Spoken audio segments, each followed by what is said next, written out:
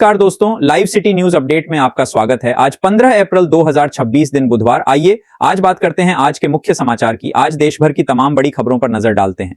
चलिए बढ़ते पहली बड़ी खबर की ओर। मध्य दिल्ली पुलिस ने 17 वर्षीय नाबालिग का अपहरण और दुष्कर्म करने वाले भगोड़े आरोपी मोहन जायसवाल को गिरफ्तार किया है। आरोपी बिहार भागने की फिराक में था और उसे आईएसबीटी से पकड़ा गया। वह 2016 के एक दुष्कर्म मामले में भी वांछित था और उस पर कुल 8 आपराधिक मामले दर्ज हैं। पुलिस ने नाबालिग को सकुशल बरामद कर लिया है। किशनगंज सदर थानाध्यक्ष अभिषेक रंजन के ससुराल सिकटा पश्चिम चंपारण में आर्थिक अपराध इकाई ईयू ने आय से अधिक संपत्ति मामले में छापेमारी की। मणिपुर के बिष्णुपुर जिले में ड्रग्स तस्कर की गिरफ्तारी के बाद हिंसा भड़क उठी। भीड़ ने सुरक्षाबलों के 2 वाहनों में आग लगा दी, जिसमें 5 महिलाओं सहित 18 लोग घायल हो। गैनारनौल में एंटी करप्शन ब्यूरो एसीबी ने बैंक खाता अनफ्रीज कराने के नाम पर रिश्वत मांगने के आरोप में 2 व्यक्तियों को गिरफ्तार किया है। शिकायतकर्ता नीरज से 10,000 रुपए की मांग की गई थी। दिल्ली हाई कोर्ट ने केंद्रीय मंत्रियों को प्रतिदिन 2 घंटे जनता की शिकायतें सुनने के लिए अनिवार्य करने वाली याचिका खारिज कर दी।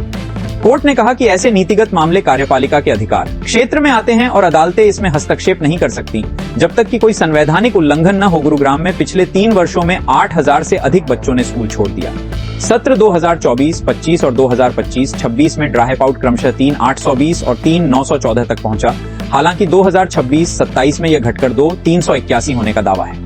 नोएडा में वेतन वृद्धि की मांग को लेकर क्लियो काउंटी सोसाइटी की घरेलू सहायिकाओं और केपटाउन सोसाइटी के सुरक्षा और सफाई कर्मियों ने हंगामा किया। प्रदर्शनकारियों ने सड़क जाम की और पथराव भी किया, जिसमें एक बस का शीशा टूट गया। पुलिस और अर्धसैनिक बलों ने स्थिति संभाली और 20 से अधिक लोगों को हिरासत में लिया। पीवीवीएनएल ने आरडीएसएस के तहत नोएडा के सेक्टर 22 और एनसेज में 3 VRMU स्थापित किए हैं, जिससे 11 केवी नेटवर्क मजबूत होगा और फॉल्ट पर तुरंत बिजली बहाल होगी। सेक्टर 38 में नया पावर ट्रांसफार्मर भी चार्ज किया गया है। रात की शिफ्ट में काम करने वाले कर्मचारियों ने ग्रेटर नोएडा में वेतन वृद्धि, ओवरटाइम और बेहतर कार्य परिस्थितियों की मांग को लेकर आंशिक प्रदर्शन किया। सीएम ग्रिड योजना के तहत कानपुर के किदवीनगर में सड़क खुदाई के दौरान पेयजल पाइपलाइन टूट गई। इससे क्षेत्र में पानी का गंभीर संकट पैदा हो गया है और घरों में दूषित पानी आ रहा है। लीकेज के कारण सड़क धंस गई है, जिससे आवागमन खतरनाक हो गया है। हजारों लीटर पानी बर्बाद हो रहा है। नगर आयुक्त ने मरम्मत और लापरवाही पर कार्रवाई के आदेश दिए हैं, जबकि स्थानीय लोग आक्रोशित हैं। कानपुर किडनी कांड के सरगना रोहित की गिरफ्तारी के बाद पुलिस अब गिरोह के ओटी मैनेजर डॉ. अफजाल अहमद और जनरल फिजिशियन अली की तलाश में है। पुलिस टीमें गाजियाबाद और मेरठ में अन्य आरोपियों की खोज कर रही हैं। पश्चिमी विक्षोभ थमने के बाद मेरठ सहित कई स्थानों पर तापमान तेजी से बढ़ रहा है। मौसम विभाग ने आगामी सप्ताह में तापमान 40 डिग्री सेल्सियस के पार जाने और कई जगहों पर हीटवेव की स्थिति बनने की संभावना जताई।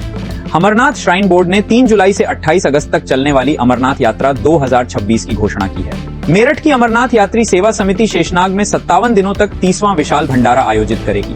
मेरठ में मानसून से पहले सीवर लाइनें चोक होने का मामला सामने आया। मेरठ विकास प्राधिकरण की परियोजनाओं से जुड़ी सीवर लाइनें एसटीपी तक सीवेज नहीं पहुंचा पा रही हैं, जिससे शोधन क्षमता प्रभावित हो रही है। प्रयागराज में 4 से 6 मई तक रक्षा Triveni Sangam north take symposium 2026 का आयोजन होगा। इसमें अत्याधुनिक सैन्य प्रौद्योगिकी, रक्षा उद्योग और सैनिकों की क्षमताओं का समन्वय दिखेगा। ये आयोजन मेक इन इंडिया को बढ़ावा देगा। इलाहाबाद संग्रहालय ने डाय आम्बेडकर की 135वीं जयंती पर विशेष प्रदर्शनी लगाई। न्यायमूर्ति डाय गौतम चौधरी ने प्रदर्शनी का उद्घाटन करते हुए कहा कि डाय आम्बेडकर धार्मिक कुरीतियों और आर्थिक शोषण के विरोधी थे। प्रदर्शनी में उनके जीवन से जुड़े विभिन्न लेखों और चित्रों को दर्शाया गया है। केजरीवाल ने क्या कुछ कहा और इसी के साथ ही कोर्ट ने क्या जवाब दिया, ये जानते हैं। और सीबीआई ने कई छापेमारी की, लेकिन कोई बरामदगी नहीं हुई। इसके बावजूद अदालत ने मजबूत फैसला सुनाया। सरकारी गवाहों से डील कर उन्हें नाम लेने के लिए मजबूर किया जाता है। बताएं, मैंने आदेश कैसे लिखा, ये आप सुप्रीम कोर्ट को बता सकते हैं। ने जिस भाषा का इस्तेमाल किया, उसमें भी भेदभाव का पता चला। कोर्ट के पास एमपीएमएलए का रोस्टर जनवरी को आया था।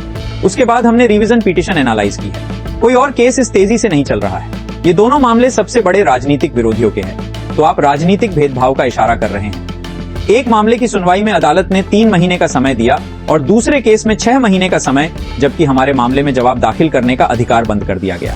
अभी अधिकार बंद नहीं किए गए हैं। अगली सुनवाई तक जवाब नहीं दाखिल करने पर अधिकार बंद करने का निर्देश दिए गए थे। आरएसएस की एक इकाई है अधिवक्ता परिषद। इसके कार्यक्रम में न्यायमूर्ति स्वयं 4 बार गई है।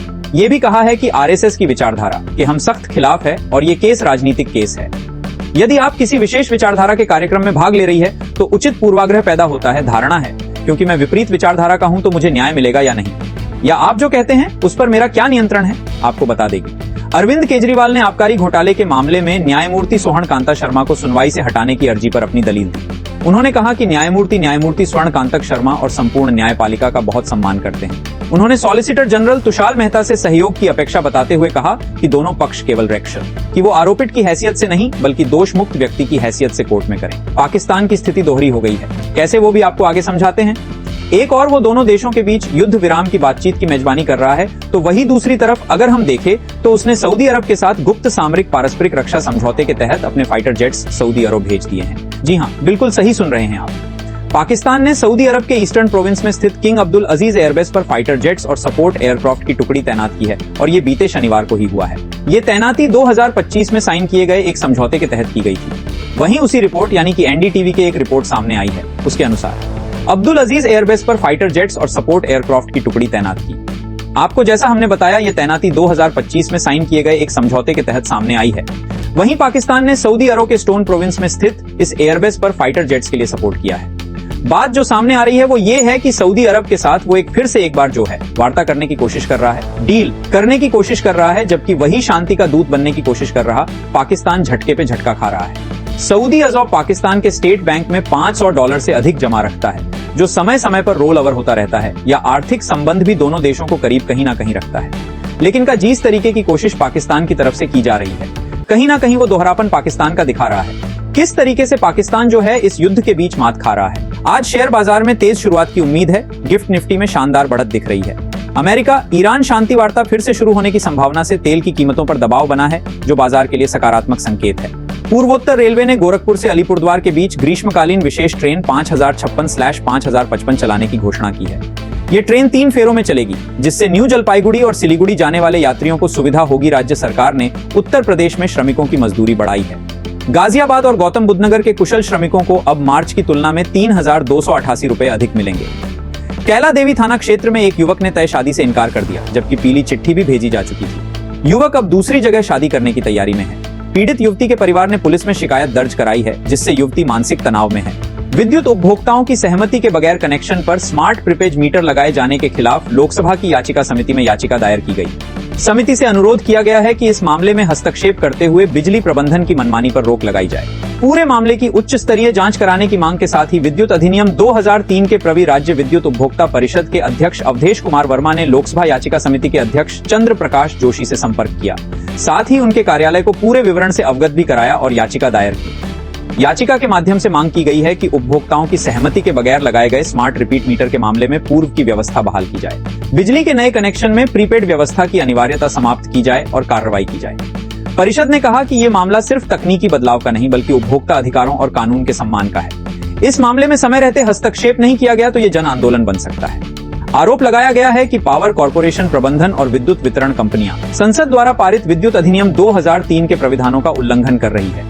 इस धारा के मुताबिक उपभोक्ताओं को प्रीपेड मीटर चुनने का विकल्प मात्र दिया गया है। साफ है कि उपभोक्ताओं की सहमति से ही प्रीपेड मीटर लगाया जा सकता है। राज्य में 8 उपभोक्ताओं के पुराने मीटर को स्मार्ट पेपर मीटर में बदला जा रहा है, जिससे 70 उपभोक्ताओं के मीटर बिना उनकी सहमति लिए प्रीपेड मोड में बदले जा चुके हैं।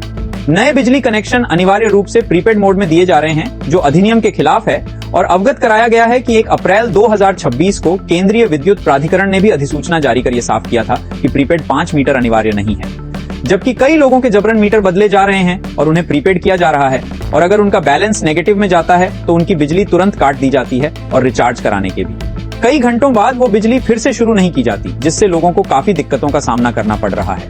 यहाँ तक कि कई शिकायतें विभाग में भी जा चुकी है, बावजूद इसके कोई समाधान नहीं निकला है और सीएम योगी भी सख्त चेतावनी दे चुके हैं कि अगर ग्राहकों को किसी तरह की कोई परेशानी हुई तो अधिकारियों के खिलाफ एक्शन लिया जाएगा और जिन भी अधिकारियों की गड़बड़ी है उनके खिलाफ कार्रवाई की जाएगी। यानी कि साफ है कि अब ये मामला राज्य से लेकर केंद्र तक पहुंच चुका है। तो अब देखना होगा कि इस याचिका पर क्या कुछ फैसला निकलकर सामने आता है। क्या वाकई में करोड़ों उपभोक्ताओं को राहत मिलती है या नहीं। सरकार ने श्रमिकों के वेतनमान में 21 की बढ़ोतरी को मंजूरी दी है, जो 1 अप्रैल से लागू होगी। ये वृद्धि जीवन यापन की लागत के आधार पर की गई है, जिसमें गौतम बुद्ध नगर और गाजियाबाद में सर्वाधिक बढ़ोतरी हुई है। नोएडा के औद्योगिक क्षेत्रों में हिंसक प्रदर्शन के बाद प्रशासन व्यवस्थाएं पटरी पर ला रहा है। चप्पे चप्पे पर पुलिस और अर्धसैनिक बल तैनात हैं। आज 11,098 औद्योगिक इकाइयां और शैक्षणिक संस्थान खुलेंगे। अम्बेडकर जयंती अब उत्तर प्रदेश में दलित वोट बैंक साधने का अहम राजनीतिक अवसर बन गई है। भाजपा, सपा और कांग्रेस सभी दलों ने इस अवसर पर सक्रियता दिखाई। अमेठी में त्रिस्तरीय पंचायत चुनाव के लिए मतदाता सूची का वृहद पुनरीक्षण कार्य तेजी से जारी है। जिला निर्वाचन अधिकारी संजय चौहान ने बताया कि 21 अप्रैल तक सभी आवश्यक कार्य पूरे कर लिए जाएंगे। अमेठी में भीषण गर्मी के बीच रसोई गैस सिलेंडर रिफिल के लिए उपभोक्ताओं को भारी परेशानी का सामना करना पड़ रहा है।